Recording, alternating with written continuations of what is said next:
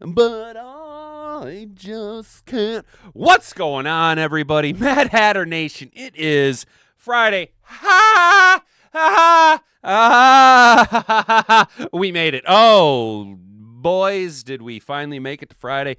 And I, for one, am very glad because not only is it Halloween, and that's kind of fun, but me and Hat and Boobs are going to have some pizza tonight, which means I'm going to be pooping myself all day on Saturday. But also, it's just finally Friday, and our Lions are back in action with a nice little serving up of some Minnesota Queens. Let's be real. They're not the scariest team in the NFL, at least right now. And J.J. McCarthy, we've had a very small sample size, but I think we're all expecting things to go a certain way, especially after our boy, our guy, just became a 180 millionaire. Aiden Hutchinson with that big extension. I expect him to really have his way with poor little JJ. But before we get into Detroit Lions news today, we're going to lead off with a quick rundown of Mike McDaniel shares fans' frustration and latest loss. That sucks to say, latest loss, which pushed the Dolphins to 2-7. It sucks. Quote, it sucks, and yes, it must suck to be a Dolphins fan. I'm not really a Dolphins fan, but I am a Mike McDaniel fan, and that just not a fun time. Not a fun time to be down in Miami if you're a Dolphins fan. If you're not a Dolphins fan, what do you got to lose? But 28-6. And let's be honest, the Baltimore Ravens are not the Baltimore Ravens that we have grown accustomed to over the last couple of years. They're a little bit, defense not so great. A couple of players not so shiny and pristine as they once were, though Scary Sparkle is still there and doing things the way he likes to do things. But we'll briefly skim through that before we I do have pulled up the practice. Look at the injury report. This is Lions injury practice report. Look at Malcolm Rodriguez, LP limited practice. Yes. Our defense gets more powerful, sire. Under the tutelage of Kelvin Shepard, our defense shall grow. Malcolm Rodriguez, limited practice. Oh, yes. Davante Maddox, limited practice. Yes, sire. And would you look here? Terrion Arnold, full practice, sire. Things are shaping up well for 0 losses between now and the end of the NFL postseason when we beat the Buffalo Bills 59-0 in the Super Bowl, sire. Yes. And then, of course, we're going to do something a little bit off the beaten path, guys. We're going to... look at that coloring. How can you be a Minnesota fan? That's just gross purple. Like, purple, I'm not a big fan of purple to begin with, but that's just like... shit purple. Not my thing. Not my thing. But we're gonna go ahead and take a little splash over into some enemy waters. We're gonna splash in some enemy waters. We're gonna go ahead and go over to some enemy waters and see how the Vikings think they can shock the world and pull off an upset over the Lions. No one expects the Vikings to steal a win on Sunday at Ford Field. Here's what they'll have to do to pull it off. So we'll see if we get there. If history has any indicator of how this half-hour short and condensed show is going to go, guys, I'm going to get lost in the weeds. Hopefully we don't start talking about wastewater. But it is a short show, guys. I do appreciate all of you for tuning in and hanging out with me all week long. Today's the last of the half-hour shows. Thankfully, we can get back to a regularly scheduled broadcast show next week, but good news today at 4 o'clock, okay? At 4 p.m., your unit chair here will be tallying the votes and counting to see if we are going to go ahead and ratify the new CBA with all of the changes that your boy caught and needed to be made, being noted and changed. So hopefully the vote goes my way. That's kind of a good thing for me, but that's kind of why we've been a little busy. I do want to say terribly sorry for all you who've been commenting on the video. I know I've been not getting back to you as quickly as I normally do. I've just been just got a lot going on with work and stuff. It is what it is, guys. It is what it is. But I do appreciate Mad Hatter Nation for being a bunch of OGs and rocking and rolling. Speaking of Mad Hatter Nation, everybody's here. Mr. Detroit City will be out of the show today, guys. He was here earlier. He's got meetings all morning, so there will be no Mr. Detroit City, but he is here in spirit. Jack 2125, my guy, was here early as hell. Brent DeWitt was here early as well. I like it when you guys, I try and chat with you guys as best I can. I appreciate all you guys coming in early. Brandy Coffee, sister, how you doing? I know that Scary Sparkle thing. I thank you every time I say Scary Sparkle. That was such a good nickname. I love that one. Sam Armstrong, after that Johnny Most presser, I'm starting JMO for a big comeback game. No risk it, no biscuit, and you got it, Trisket. You know what I'm talking about, brother. You know me. I can't. When it comes to JMO, I mean, look, eventually it's gonna pop, right? It just sucks that it's not a more regular thing, but there's just so many mouths to feed, guys. Keitho says Laporta touchdown. You guys make sure to tune in on Sunday for our digital tailgate that we bring to you guys every game day before the Lions go. We try and go live, a little making some mammon over here, and we're gonna go ahead and actually Keitho, since you hit it early and you said it with your chest. You said Laporta touchdown. We are going to go ahead and add you to the tissue box of knowledge, and we're going to put Laporta touchdown. All right, LAPORTA-TD. All right, brother. So now we have two. You guys can't see it, but it's the tissue box of knowledge, and we write our notes down on that. Appreciate you guys. If you could go ahead and hit the buttons and do the things, like the video, subscribe if you're new here, ring the notification bell so you can be notified every time we go live. I do want to say double check that you're notified. I actually, guys, I got my first message the other day from one of our fans here at the in Mad Hatter Nation, and they let me know that they were not getting notifications sent to their phone. So make sure that you have that bell turned on, because apparently maybe YouTube is fiddling around a little bit. But just make sure, then that'd be super cool. I also like St. Brown over 6.5 receptions. Keitho, make sure that you get me that on Sunday. I like where your head's at. I'm just going to note touchdowns for right now, but I like where your head's at with St. Brown. We'll see. We'll see how the Lions go. Honestly, guys, I'm kind of expecting a big run-heavy game. But share this video around with all your friends, guys. It's the #1 way to get the content out. Tell YouTube, geez Louise, this guy over here, this hat and beard guy, we need more of him. We need him to be doing this full time. So now that stuff is done and stuff and things and stuff, let's go ahead and just do the show stuff. If you can say the word good, guess what? It means you're still alive. It means you're still breathing. And if you're still breathing, well, then hell, you still got some fight left in you. So get up, dust off, reload, recalibrate, re-engage, and go out on the attack.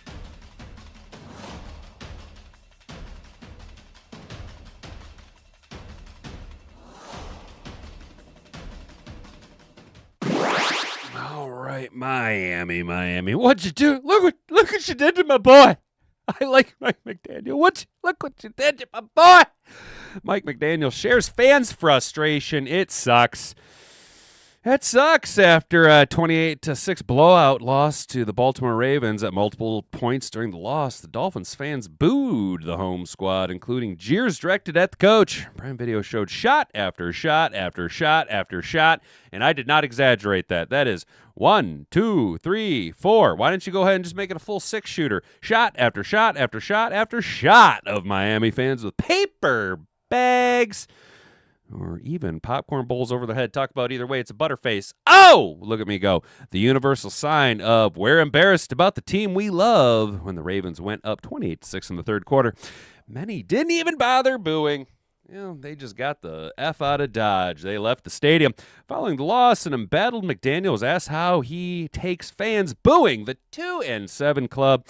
Yeah, personally, it sucks. You want to dictate the terms. You want to fix stuff, and yeah, it sucks. That sucks.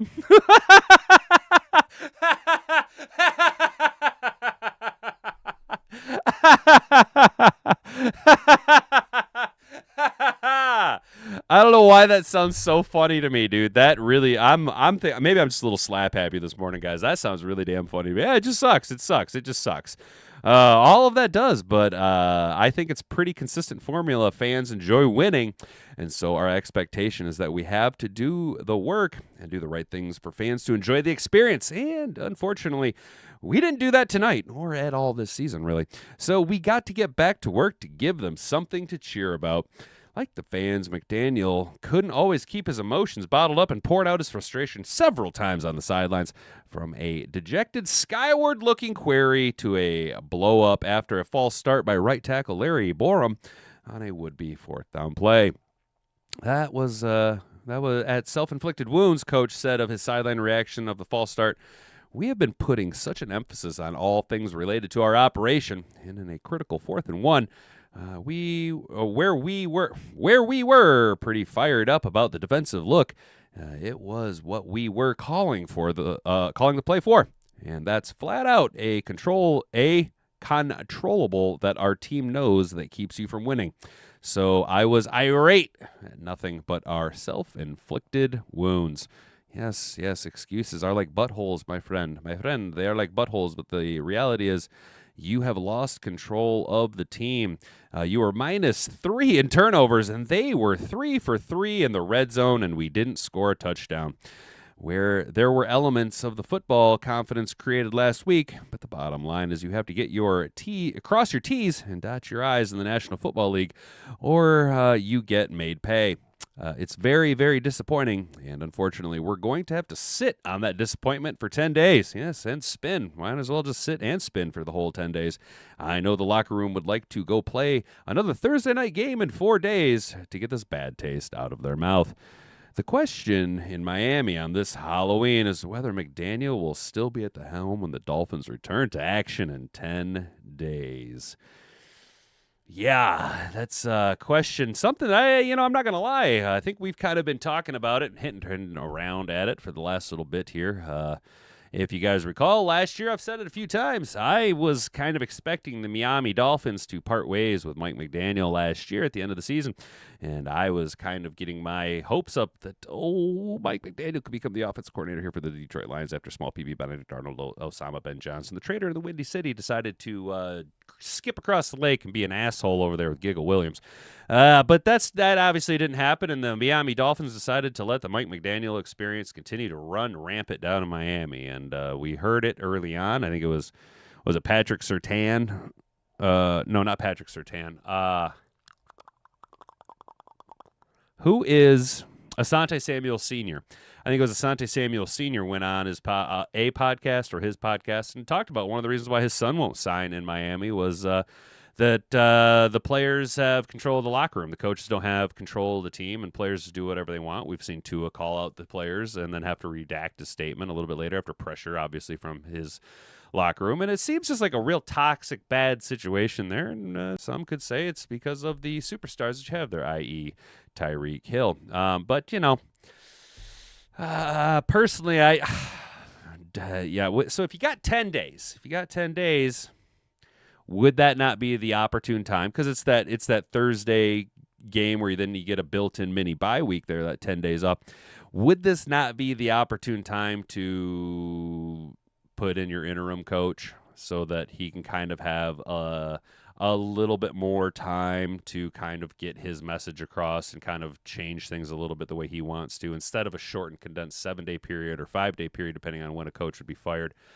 I think that if they're going to make a move now, I don't know much about Miami, but have they already had their bye week? Because if they had their bye week, then it almost makes sense. But if they haven't had their bye week yet, it could be argued that you'd give them a little bit more time because then the bye week is there for them to take the time off. But I would, if it were me, and I had control of the team, I think now would be the time to part ways with the Mike McDaniel experience, though I am still a fan of Mike McDaniel. How we doing over here, Mad Hatter Nation? Gibbs starts and nuts against Vikings past years. Exactly, dude. When you hit the like button, the football spins left-handed. It's not Goff throwing it. It needs to straighten out. YouTube. Jack. I never noticed the direction. I just now noticed that it was spinning, and I was like, woohoo! I'm a real boy. Ha ha. McDaniel's broken. You can tell it in his presser. Yeah, his body language says everything, dude. 6 points, Duncan. Exactly. They put up 6 points. 6 whopping points. Martin Taylor, we winning it all, but we got it all. Right on, Martin. I appreciate it, yo. Dolphins owner doesn't care. Yeah, Keith, and that's kind of what I'm starting to see is that the ownership group of the Miami Dolphins doesn't really seem to care. They seem to be relatively okay with mediocrity, and that's kind of the same situation that I like to say that like Cincinnati's in. Houston's in, the New Orleans Saints. They're these franchises that just seem to be completely complacent with being mediocre at best and above average at best. I kind of see that with the extension, not the extension, but the prolonged delayed firing of head coaches. Zach Taylor shouldn't be a head coach in the NFL. The Saints held on to Dennis Allen for 2 years too long. Unfortunately, I don't think that the D'Amico Ryans way of doing things is going to function. It seems to be too much abrasiveness between how the direction the GM wants to take the team in and the type of talent that D'Amico Ryans wants. I don't know, man. I just think we're going to see a big turnover in coaches this year. I also am starting to kind of get a little concerned about rumblings I'm hearing. So you guys let me know, kind of think on this as a nice, maybe a thought exercise. Do you guys think that Kelvin Shepard might end up leaving to take the LSU job at the end of the year?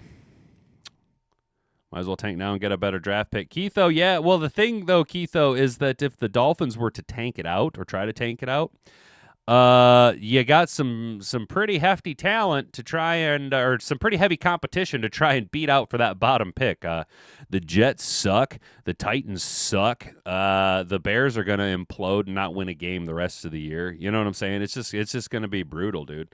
It's just going to be brutal. Jay Dompier.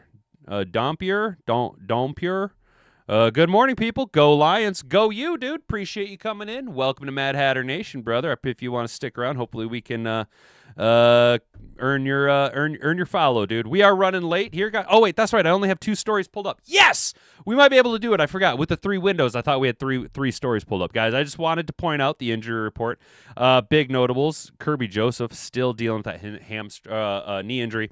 Didn't practice on Wednesday and did not practice on Thursday. That does not bode well for his availability on Sunday. Obviously, Craig Reynolds still being a butthole. Avonte Maddox, though, limited participant. That's a very good thing for us. We do need that depth on defense. Right here, guys. Look at him. Look at him. Look at him. Malcolm Rodriguez.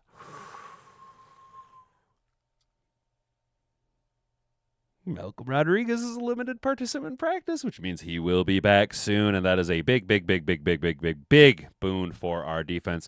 Daniel Thomas, limited participant. Sione Vaki, limited participant. Terry and Arnold, full practice. Let's go.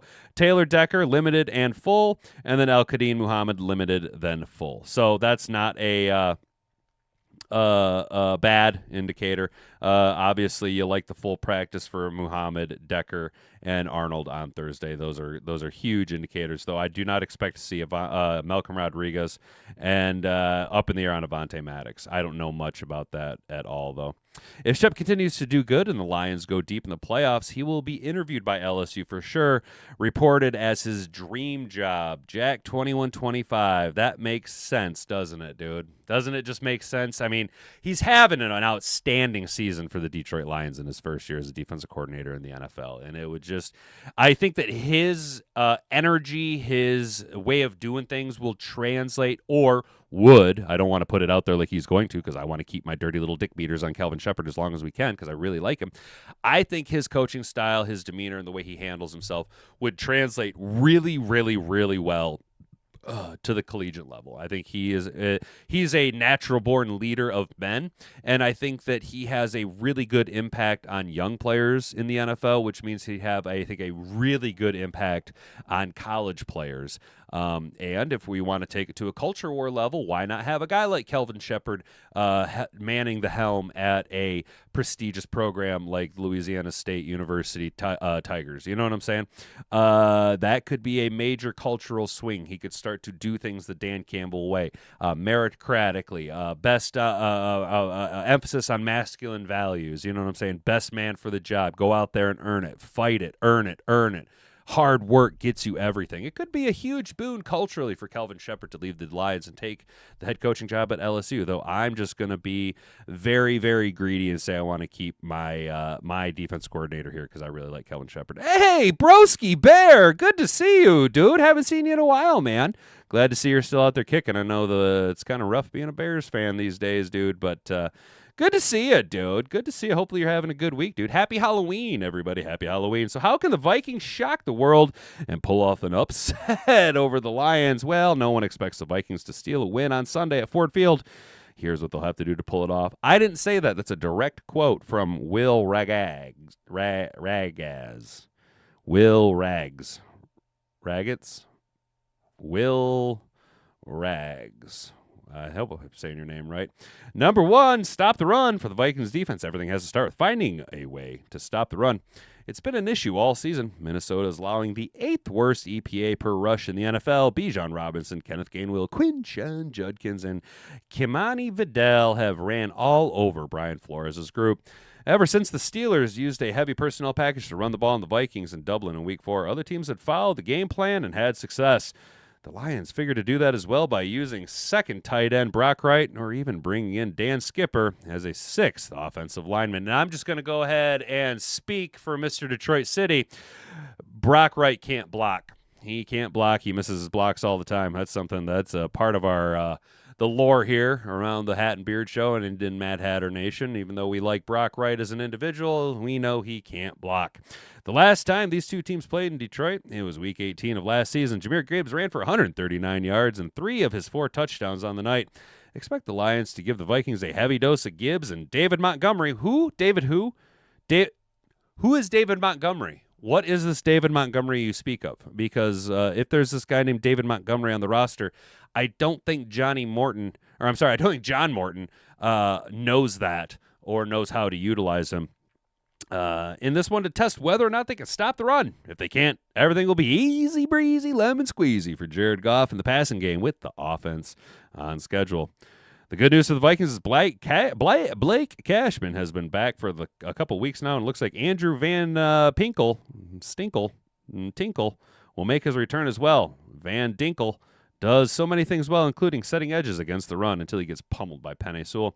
Number 2, simplifying things for They go to simplify for JJ. Keep it simple, stupid, because he's just a po little JJ. He's going to be out there running for his life. This is a tough assignment for a young Vikings quarterback. McCarthy, who returns from a 6-week injury absence to get a start against a Lions defense that ranks 4th in opponents' EPA per play. The key for Kevin O'Connell and the Vikings is going to be putting together a game plan that makes things as simple as possible for McCarthy while highlighting what he does well. Ideally, they will start with running the ball and successfully with the duo of Aaron Jones and Jordan Mason. In order to stay on schedule as an offense and avoid 3rd and long situations, it also has to include schemed-up, easy throws for McCarthy in order to get the ball out of his hands quickly, much like Carson Wentz did against the Browns in Week 5. And then there has to be an element of play-action passing that allows McCarthy to let it rip to his star receivers on intermediate crossing routes. If the Vikings' offensive line can give McCarthy time in the pocket, he'll have a chance to unleash the skill set that made Minnesota so excited about him coming into the season. It will be interesting to see how much he uses one of his real strengths, his mobility outside of the pocket, after missing a big chunk of time with an ankle injury. And running for his life, he will be against his former collegiate teammate Aiden Hutchinson, but unfortunately, coming around the other edge will be the big welcoming arms of Al-Qadim Muhammad, or Alex Anzalone, or Derek Barnes, or Lee McNeil, or Tyleek Williams, or even the big fat ass of DJ Reader and Roy Lopez, or, oh, God forbid, if Action Jack Campbell gets his big vanilla gorilla arms around you. You ain't going nowhere, buddy. Win the turnover battle and finish in the red zone. Sounds like they just are like, you got to execute the X's and O's. If you can't do the simple things, you're not going to be able to play the ball. You got to win the turnover battle, and you got to finish in the red zone. Got to finish in the red zone. I always like to finish in the red zone. These two apply to every game, but they're especially important as the Vikings look to pull off a significant upset on the road. The Vikings are -4 in the turnover margin this year, while the Lions are +6. Damn! If O'Connell's team loses that battle, it'll be awfully hard to emerge with a win. They need McCarthy to take care of the ball for their defense to find a way to create at least one takeaway against the Lions offense that has just 5 giveaways in 7 games. Yeah, but see, if history repeats itself, we do know that the Lions historically, Jared Goff threw 5 interceptions against the Houston Texans, and we still won. If and when the Vikings get into the red zone on offense, they have to be able to finish drives with touchdowns. They settled for 5 field goals on 6 trips to the red zone against the Eagles 2 Sundays ago. In that Week 18 game in Detroit last season, the Vikings had 6 straight trips into field goal range, result in 4 field goal attempts and 2 turnovers on downs near the goal line. Field goals aren't going to be good enough to beat the Lions this week. 100%. Will Raggets is a senior writer for the Vikings on SI. So he is like their Tim 20 man? Is he their Tim 20 man? No, wait, this is Lions on SI. So he's like their oh fuck, who's that guy? What John Macaron? He's like their John Macaron. I don't know how to pronounce his name. Hell yeah, look at us. We got both articles read. Whew. I feel like we were sprinting through those articles, guys. I'm going to take a little look here at the chat. Not the worst pronunciation I hear. True to Youper living in Green Bay. Oh, gotcha. Okay, right on, dude. If you can type it out phonetically for me, I can try and pronounce it. I just can't pronounce stuff. And is it French? Is it like a French bon yeah? It's like a little up twist or whatever. I don't know. I don't. Dude, I'm a fucking idiot, bro. I'm a fucking idiot. Duncan says J.J. McCarthy will have his hands full. Wentz was injured, and he gets the nod on Sunday. Yeah, and Wentz is done for the year, Duncan. And J.J. Poor little J.J. Gonna be running for his life. Broski says Lions defense is going to play basketball with delicate J.J.'s face. Might not make it to the halftime. Yeah, dude, it's going to be a rough going for him, dude. It's going to be rough going. We don't need Brock Wright. We need Block Right. Brent. I like that. Would you like a bagel with lox? Yeah, not my thing, dude. I don't like bagels with lox, and I'm not. Even though I eat hummus, I'm not a hummus eater. If you know what I'm saying. Just kidding, bro. Just kidding. Nice guys finish last. Exactly, Duncan. What's up, Mom? Happy Halloween. Be safe. Go Lions. I need J-Mo to catch the ball on Sunday. Well, hell yeah, Mom. Make sure that make sure that you're here on Sunday to help us play some bets so you can put some good juju out onto J-Mo. Don Pierre says, yeah, all right. So I'm sorry that I'm not saying J. Don Jay. I'm sorry, Jay. My bad. It's just going to be Jay. Unless you want me to say Don Pierre. Did I just say it right? Don Pierre. My bad, dude. I'm not making fun of you, bro. I hope you don't think I'm like fucking with you or nothing, dude. I'm just trying to pronounce shit. Oh. All right, boys and girls. You know the drill. It's only half the show. So we do got to get up and get out of here. Got a hard out at 10:30. So I appreciate all of you this week rocking and rolling with me while we have a condensed week of shows. But good news, we got all the work done that needed to get done for me to go back to my normal schedule next week, ideally, as well as I was able to get information up, motivational quotes put up on notifications for people to go and vote, boards, ballots, everything set up. And today at 4 o'clock, I will be counting the vote to see if we're going to go ahead and ratify the contract that your boy basically single-handedly negotiated. So, yay me. I'm gonna be honest. Doing union work kind of sucks, man. It's you don't make any money. You don't get paid to do it, and it's kind of thankless, man. I heard a very interesting. We'll leave you on this note. I was talking to a guy from one of the other unions that works in our building, and he asked me how it was going, how it went, and he had a really good take on it, and I was like, "This is perfect." He says, "Well, is it successful?" And I said, "What do you mean?" He goes, "Well, are both sides pissed off at you?" And I was like, "Yeah, management's pissed that they're paying us more money than they wanted to, and the rank and file's pissed off that I didn't get them more." So yeah, I think it was a success. All right, guys. Well, make sure that you got your notifications on, like the video, share this around with everybody you know, comment if you're watching the show afterwards on the video on demand afterplay or whatever. I appreciate all you guys hanging out. Make sure that you're here Sunday morning for our digital tailgate leading up to the Lions game. We're going to be placing some bets, chewing the fat, and just kind of hanging out with you guys, making it up to you for the condensed, not just this episode, but like kind of making it up to you guys. We're going to be hanging out in the chat a little bit more for putting up with the short episodes. So I appreciate everything, guys. Have a good rest of your day. Happy Halloween. Don't party too hard, okay? I don't get paid till next week, so don't be calling for fucking bail, all right?